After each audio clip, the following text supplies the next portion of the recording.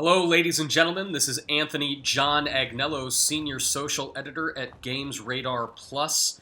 If you are wandering out into the wasteland for the very first time, there are some things that Fallout 4 fails to mention about the way you can play. In fact, there are 9 simple mechanics that we have uncovered that the game never describes in detail, but that are incredibly useful when you actually know about them. The first is a cover system.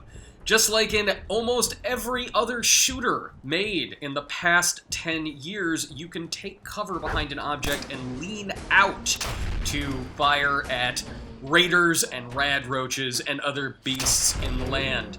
All you need to do is walk up to the corner of a building and look for your gun or other weapon to dip. That is the sign that you are in cover in Fallout, and then you can just pull the left trigger if you're using an Xbox controller, or L2 on your PlayStation controller to pop out of cover and take fire.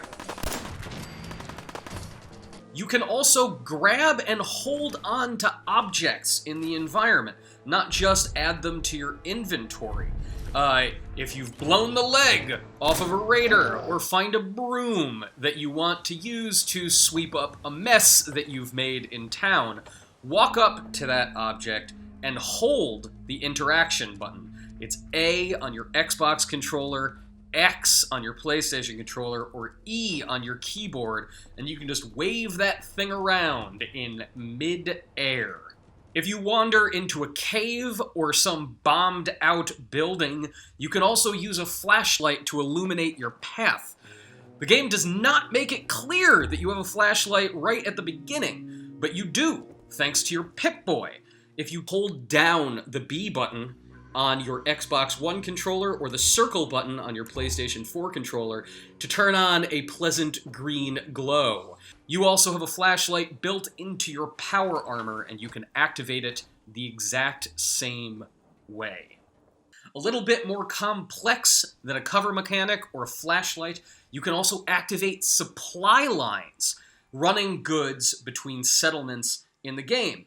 It's actually a little tricky figuring out how to unlock supply lines, but what you need to do is you need to unlock the first rank in the charisma tier of your perks.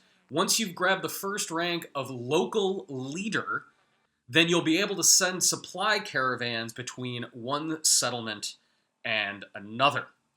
Very, very, very efficient in transporting heavy goods and not relying on either yourself when you might get over-encumbered, or relying on your companion.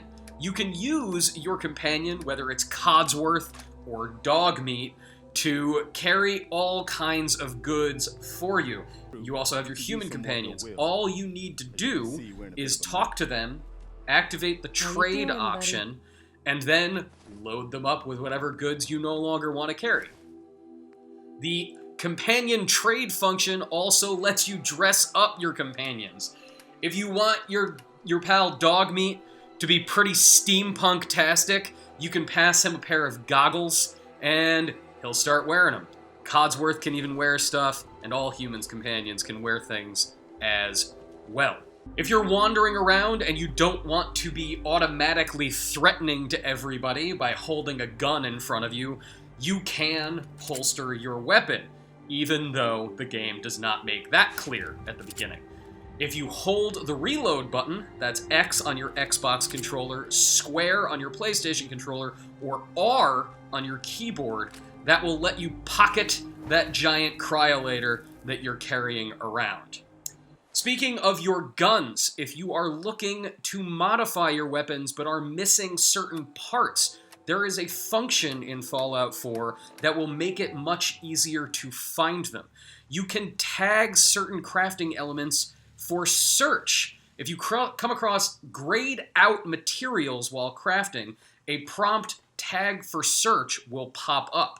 Hit that, and anytime you highlight junk containing that material out in the wild, a magnifying glass symbol will appear next to it, and you can use that as a guide to figure out what you need to craft the weapon you want.